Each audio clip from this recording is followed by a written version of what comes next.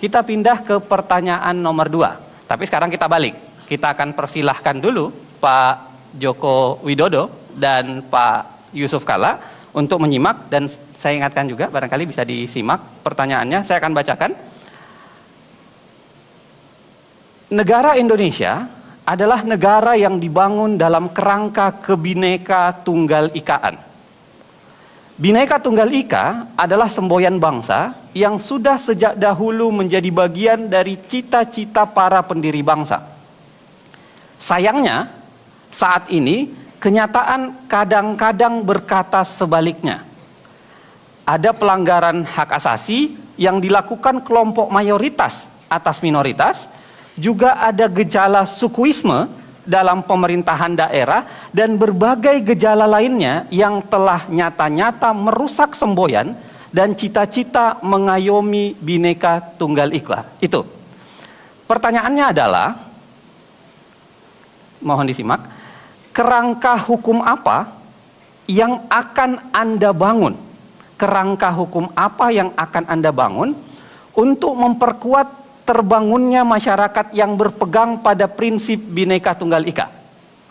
Yakinkan kepada rakyat Indonesia saat ini, yakinkan pada rakyat Indonesia bagaimana Anda akan menjaga prinsip Bhinneka Tunggal Ika tersebut dari pihak-pihak manapun yang ingin merusaknya. Yakinkan pada kami bahwa Anda akan tegas, tanpa pandang bulu, dalam berjuang dan melakukan penegakan prinsip Bhinneka Tunggal Ika dalam masyarakat Indonesia. 4 menit, Pak Joko Widodo dan Pak Yusuf Kalla, saya serahkan untuk Anda. Kita mulai dari sekarang. Terima kasih. Bhinneka Tunggal Ika, keberagaman kita, ini saya kira sudah final ya. Kita tidak, sebetulnya kami sudah tidak ingin mengungkit-ungkit itu lagi, karena itu sudah final. Sehingga waktu kita mengangkat, saya berikan contoh konkret, waktu mengangkat Lurah Susan di Lenteng Agung, yang sudah melalui sebuah seleksi dan promosi terbuka, baik kompetensi manajerialnya, kemudian manajemen leadership, manajemen administrasinya sudah dilalui semuanya. Kemudian ada yang memprotes dan demo agar lurah itu diganti karena agama mayoritas yang ada di kelurahan itu adalah berbeda dengan agama yang dianut oleh lurah itu. Saya sampaikan bahwa itu sudah final dan tidak bisa diganggu-gugat lagi. Sehingga sebetulnya saya tidak ingin berbicara mengenai hal itu lagi, karena juga banyak hal-hal yang contoh-contoh yang mungkin bisa saya sampaikan mengenai hal itu, tetapi menurut saya itu sudah final dan sudah tidak perlu dibicarakan. Yang paling penting adalah dilaksanakan seperti yang tadi saya contohkan. Mungkin Pak JK, silakan dilanjutkan. Pak Yusuf Kalla, silakan. Waktu masih ada 2 menit 35 Terima kasih. detik. Karena saudara moderator ingin keyakinan, kita itu hanya dapat seluruh rakyat Indonesia, Pak, yang keyakinan. Artinya itu hendak yakin kalau ada bukti. Kita bisa meyakinkan orang dengan pidato.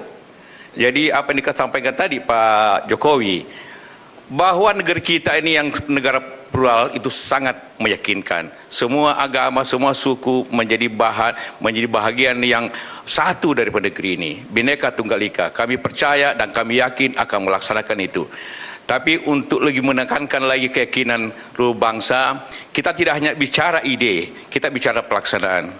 Pada saat banyak bagian negeri ini yang terjadi pecah belah, banyak negeri ini yang tidak meyakini ini, banyak negeri ini saling membunuh karena perbedaan agama, suku.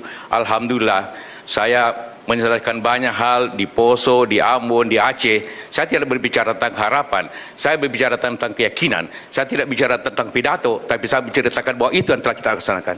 Mudah-mudahan ini cukup karena meyakinkan kepada kita semua bahwa kami bukan hanya bicara, kami datang dari hati kami datang daripada pelaksanaan kami datang kepada kesungguhan bahwa bangsa ini harus bersatu, bangsa yang berbeda-beda ini harus bersatu, karena hanya kekuatan negeri ini hanya bisa terjadi dengan persatuan itu. Kami percaya itu dan kami laksanakan itu.